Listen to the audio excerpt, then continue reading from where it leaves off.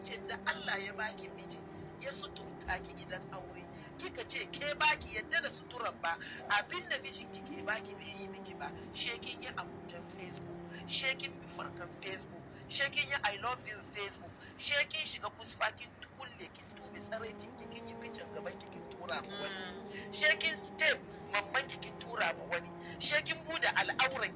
kin la ilaha illallah shekin yi waɗanda suka kin tura ma wani katon banza don ya aiko miki daudan duniya wa mal hayatun dunya illa mata nawa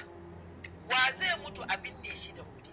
duk wurin da abubuwan da kike gadara da shi yasa kika fito da dauda na ɗakin aure na tsarkakan da Allah ya tsarkaka ki kika fito kika watsar da tsarkakan kika zo ki dauda kika shafa ma jikinki kike bin farkunan waje kina ɗakin miji to wannan rana Allah zai bar ki ala ya bar a kare kuma Allah ya ce ruhun